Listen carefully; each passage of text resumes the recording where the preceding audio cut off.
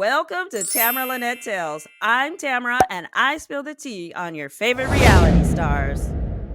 Married at First Sight, Season 15, Episode 5. So we're finally starting to see more of these folks' personalities. And most of the couples seem pretty happy for the most part at the moment, but they still have a long way to go when it comes to getting to know each other. So let's get into these highlights.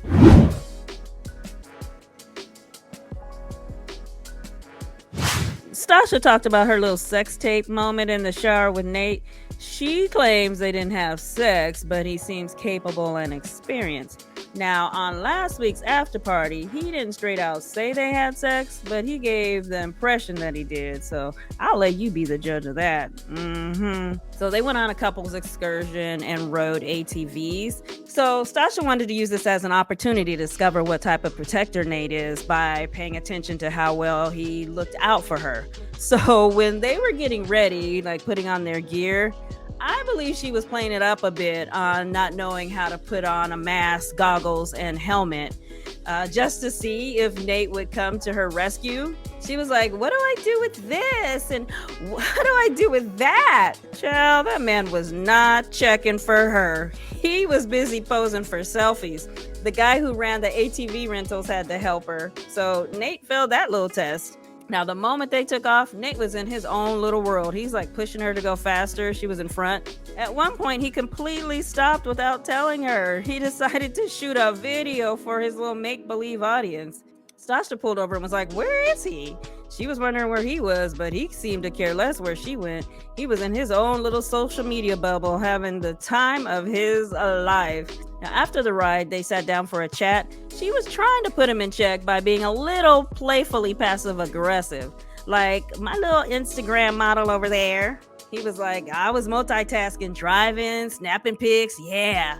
So she said something like, yeah, you're doing a lot of recording. And he's like, I got my bits in. He was full on proud of himself, chest all puffed out as if to say, I don't know about you, but I nailed my photo shoot. So finally, she had to lay it out to him and say, hey, you were not in the moment with me, nor were you making sure I was okay. And he was just like, oh, well, I can't just flip a switch from being single to relationship mode. Like, I need some time. Okay, well, that is the entire point of this show, is that you are single one day and literally a married man the next. Like, that's it. That's all this show is about, flipping the switch from being single to married. That's it. That's the premise of the show you're on, Mr. I Need Time. Anyway, later they were having dinner and she told him that her mom told her about his bankruptcy. He said that he and his friend started a business with their own money and it wasn't successful, so he had to file. So he claims it's all in the past, and with 6 months, everything was reset and back to normal. Now, what country did you file bankruptcy in, sir? Because in this one, it takes 7 to 10 years to fall off your credit report. Then she dropped the post-nut bomb on him. She asked if he would sign one. Now, Pastor Cal has said that they all sign a prenup that pretty much states that they walk out of this relationship with what they walked into it with. So, girl, how many nups you want him to sign? A prenup, post-nut, decision day nut? He got offended and he was like, you don't have faith in your boy? I don't know what could happen. Well, whatever makes you comfortable. To the confessional cam, it was clear that he took her request personally, like she didn't trust him. And he said he needs to do what it takes to gain her trust. Well, you both need to do that anyway, nup or no nup. After that conversation, she launched into talking about having kids. She wants them in 1 year and he wants them in 2 to 3. Miss Singh made it clear that she's already got her financial situation figured out. So she's all about relationship and building a family now. So we'll see if he can keep up. Alexis and Justin go horseback riding on the beach. Sorry, but I was too distracted by her blouse. I was like, it can't hold her. That thing is about to blow. I had my popcorn ready, y'all, waiting for that nip slip. But she was good. They only flopped around within the confines of her top. In the meantime, they were both holding hands and kissing and really smitten with each other. Still, Justin is definitely more into Alexis than she is into him. So to the confessional cam, she admitted to being uncomfortable because she's catching feelings for him, and that's not like her. And she can tell by the way he looks at her that he's in love with her. So they sit down to chat and he's being serious, right? Like, I'll stand in harm's way for you, girl, because that's my job as a husband. And she's like, ew, ugh, ew, emotions, ugh. And he's like, no, seriously, look at me. I got you for real though, girl. I know, and it's just like, ew, ugh. What the hell was that, Alexis? Why get married if you can't handle, well, marriage?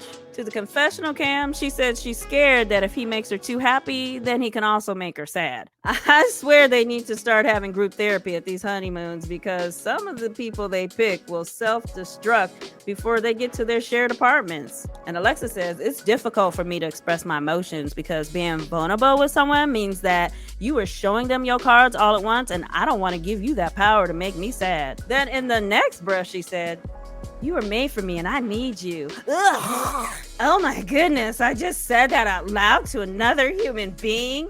Ugh, this seriously, oh my God, this seriously hurts my stomach. Ugh. Dramatic ever? Okay, drama queen. Now he said that he already knows that he wants to have kids with her and spend the rest of his life with her. And she said, how do you know? Because I love you. Excuse me? That reaction right there is why I don't think he knows her well enough to profess his love to her yet.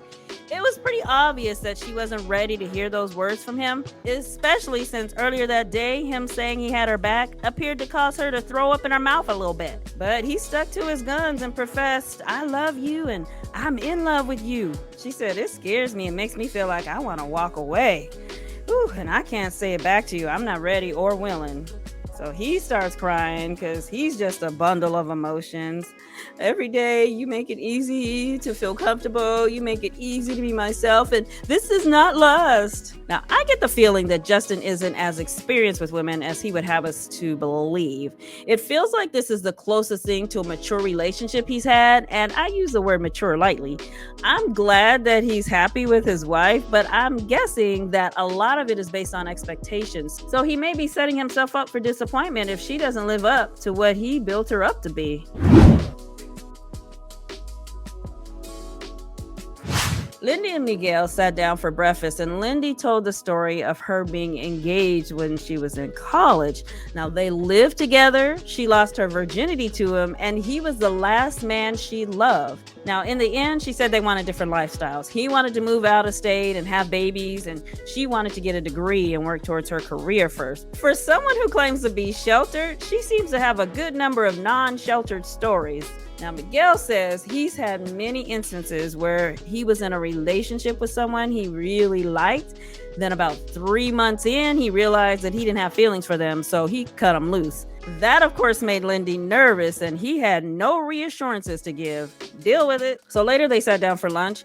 He said he graduated in 2003, whereas she graduated in 2011. He said, why are you so young? And she said, why are you so old? Okay, her little retort went overboard like a bag of rocks. He was not amused. So they talked about their backgrounds a little bit.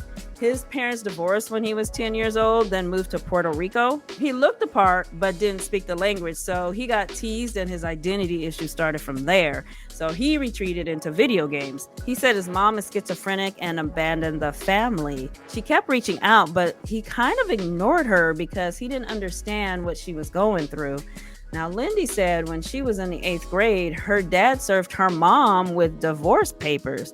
So Lindy stayed with her high school boyfriend for an entire summer after that. Divorce, summer sleepovers at her boyfriend's house as a high schooler. So much for being an uber strict religious family. Dang, I guess I'm more sheltered than she is because my parents never would have let me sleep over at my high school boyfriend's house for an entire summer. In any case, she said that summer at her boyfriend's gave her some insight on what a somewhat healthy family looked like. So far, I think she seems like a good communicator and a great listener. As he told his stories, she did a really good job of complimenting him and analyzing what he was saying in like a healthy way. The next day, Miguel is semi-complaining to the confessional cam because they haven't consummated their marriage yet. Mind you, this is the beginning of day 4. So he keeps making a move and she keeps turning him down. But he said that there are other ways that his needs are being met. Dang, Miguel, stop popping that woman in the forehead with your penis.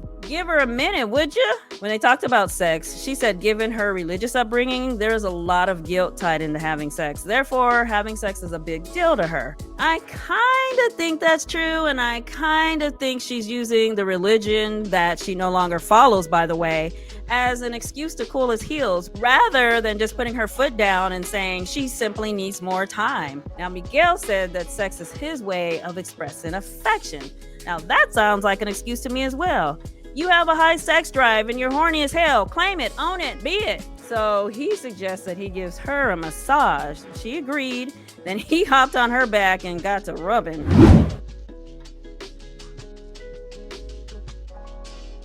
Krysten and Mitch went stand-up paddleboarding. To me, it looked like he was playing a little rough with her, but she thought it was fun.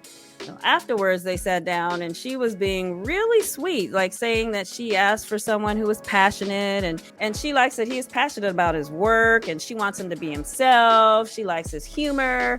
And he's like, I'm glad you like my jokes and it's a good sign that we both have a warped sense of humor. Thanks? Later, they show Mitch on the phone with his brother. So he's stressing because he and Krysten are good on paper, but he's not feeling her physically.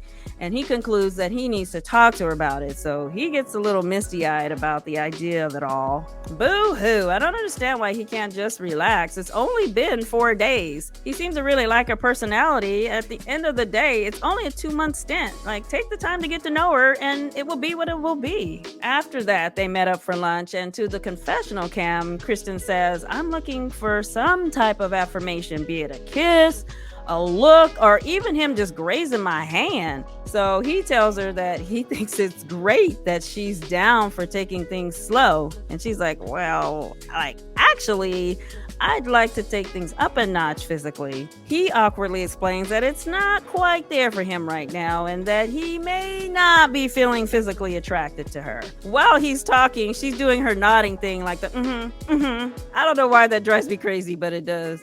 Then she said, I don't understand because I can tell that you find me attractive by the way you look at me. And later in the conversation, she says, I'm not going to sit here and try to convince you that I'm attractive and a catch. Thank you for having that self-esteem moment, girl. No one should have to convince their mate that they are worthy under these circumstances. He said he's not going to throw in the towel and give up or cut and run. Yeah, whatever, Mitch. She said she's willing to take it day by day to see if the attraction will grow over time. But her tears and the look on her face are screaming that she's hurt and very disappointed. To the confessional cam, she's saying that she's feeling confused because his actions are showing her that he's into her. But she didn't give examples, though. I wish she would have, because he appears to just be tolerating her to me. She's hoping that he's just feeling anxious and overthinking it. Now, in the end, she said this would be different if they didn't have so much fun together. So since they do, she believes the attraction will grow. She's a better woman than me. If my match wasn't attracted to me, I would have friend-zoned him so fast and simply enjoyed the perks that come with the rest of the experiment. Now, later that night, they're sitting at the pool, drinking tequila shots and eating chocolate-covered strawberries. She says, I'm absolutely confused because one minute he's saying he's not attracted, then the next we are having a romantic time at the pool. So later on, we learn that Mitch made a move on her that night in the bedroom. So apparently it got all hot and heavy, but Krysten didn't allow it to go further because of his crazy mixed signals. Mitch, dude, bro, you are all over the place. Such a mess. To the confessional cam, the producers asked him about the night. Mitch said, well, what can I say? I'm a guy. I've got hormones and desires. He said he wanted to show her some affection and appreciation and then got turned on. I don't know. He and Miguel are coming across as having the attitude of, I don't care for a match. I'm cool with just hooking up for 8 weeks. Now, Krysten told him that it would be nice to hear some compliments every now and then, like, you look nice, you smell nice, like anything if it's natural. That would make me feel good. The only pressure I'm going to put on you is that by decision day, if you don't say I love you or we don't have sex, then I will say no. Whoa, hold on, girl. I love you? Now that's a lot of pressure. Even couples who are further along and having feelings for each other at this point don't reach I love you by decision day. So Ben and Morgan are still at that dang wedding reception and taking photos. Rumor has it that they had to reshoot parts of their wedding almost like 10 times due to technical issues. So they were probably exhausted by the time the reception started. They were talking to each other's family at the reception. Both of the families are asking them about kids. Sounds like Morgan is leaning towards not wanting kids, and Ben for sure wants them. So when they make it to their hotel room, there was a bowl of condoms. Morgan was mortified, like, oh my God, what do they expect us to do with all those? And Ben was looking like, I got some ideas. To the confessional cam, Ben said, my birthday starts at midnight. If my wife wants to give me a little something for my birthday, I can't turn down a gift. It's a random thought. I wonder in the history of the show, what percentage of couples actually have sex on their wedding night? I bet the number is much higher than those who have actually admitted it.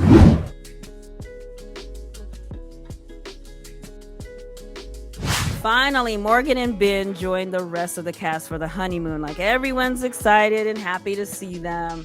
So they go for a group excursion on a boat or a catamaran.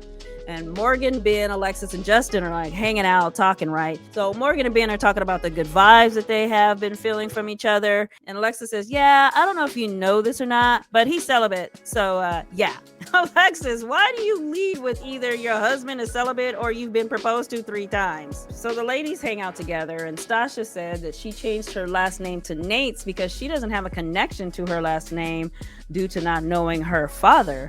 She said she told Nate that if it doesn't work out, I will probably keep your last name. Woo, now that's deep. So Alexa said to Stacia, like, yeah, I'm like you. I'm all in. I changed my last name, but I know my father.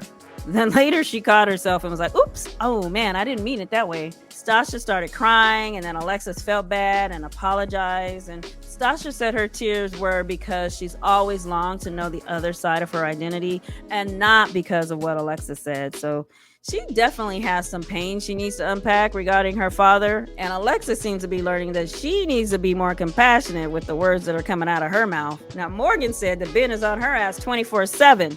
I think she meant that he's constantly wanting to talk and check on her. So the men were hanging out, and Justin told them that he told Alexis that he loved her. To the confessional cam, Nate said, I think he's impressed with his wife. He's excited about the match, but I think he's a little too excited. I 100% agree with you, Nate. Miguel said them not having sex yet is a bit of friction in their marriage. The guys told them that sex will be better when they actually know each other. And he said, yeah, but I've said it before and I'll say it again.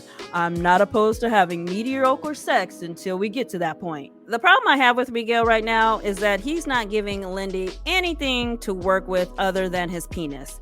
She seems to be looking for reassurance that he's in this to win it, but he's giving her nonchalant vibes, yet expects a full-on husband-wife experience in the bedroom. Nate told the guys about their pay-per-view shower scene, and he claimed that they didn't have sex.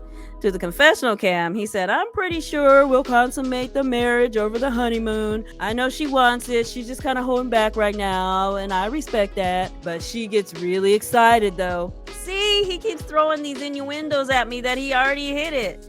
Boy, you better stop playing. Then Mitch told the guys he wanted to show Krysten some affection, so he thought he'd give her a kiss. Then the next thing he knew, he was excited. Now, Mitch, I guess if you repeat that version of the story enough times, it will make it true? You already said, what can I say? I'm a guy and I get excited.